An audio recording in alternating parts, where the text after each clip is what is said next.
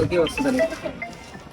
মোটামুটি আপনি যে আসছেন আমাকে একটা নক দিলে তো আমি 3 বছর ফিরোজ না বলতে আজকে খুব ব্যস্ত ছিলাম, হঠাৎ করে আমি বারবার আসছি, আপনি আমার পার্শ্ববর্তী এলাকার লোক, এই জন্য মনে করেন আপনার প্রতি একটা ভালোবাসা আমি আর আছে। সেদিনে যাই ভাই করছেন করছে যে আলহামদুলিল্লাহ কিন্তু আমরা পাশের চিনি না আপনি নলবাতা আর এই যে আশেপাশে সবাই ছিল, নলবাতা কিন্তু তো সব সকলে ছিল। আমার ঘরে সবসময় আপনার ভিডিও এসে থাকে কিন্তু ভাই মূল কথা হচ্ছে আমি ওই টিকটকে সময়টা খুবই কম দিই। আমি ওই যে ইউটিউব আছে আমার ওই ইউটিউবে একটু সময়টা বেশি লাগে টিকটকে মনে করেন আমার দিনে আমি 20 মিনিটও লাইনে থাকি, এই কারণে আমি টিকটকটা আসলে গ্লো করি না। টিকটকে মনে করেন দিনে 20 মিনিটও লাইনে থাকি না, জাস্ট চালা ভিডিও পোস্ট করছি নিয়মিত, কিন্তু আপনি সারাদিনে তো অনেক কথা ভিডিও করেন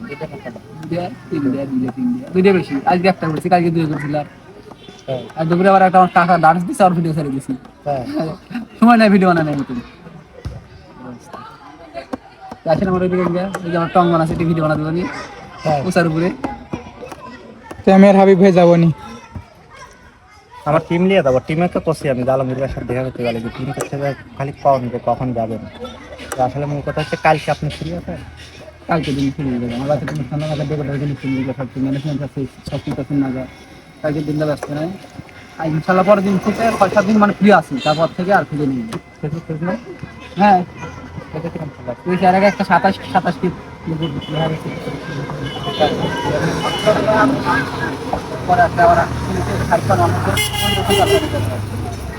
একটা খবর শুনি। আচ্ছা ফেসবুক পেজটা আপনি জানি জানি এই যে দাদা আমরা তো ওই জন্য পেজের মধ্যে যাই না পেরা এরা পেজে প্রচন্ড গাইডলাইন, আর গাইডলাইন বলতে উইকলি চ্যালেঞ্জ পূরণ করতে হবে আর মনে কর পেজে যত রকম ইস্যু দেওয়া, তো ইস্যু মনে কর মানায় দিবেন, ইউটিউবে ইস্যু কম আছে, এই যে আপনার প্রচন্ড ইস্যু। আপনি ফোন দিয়েছেন আপনার গলা শুনেই বুঝতে হয়। আমি ভিডিওই বানাচ্ছি যে আমার এই যে ভাই ক্যামেরা ধরে আছে বাস্তব কেবল একটা আপনার ভয়েসের ভিডিও আছে আপনি কি এই ভয়েস দিছি তো বলছে ভয়েসটা দুর্বল আছে আর একটা বার আমি দিব তা আপনার সাথে এখন ওই ভয়েসটাই আবার দিব গাড়িটা ওই জায়গাতে আছে।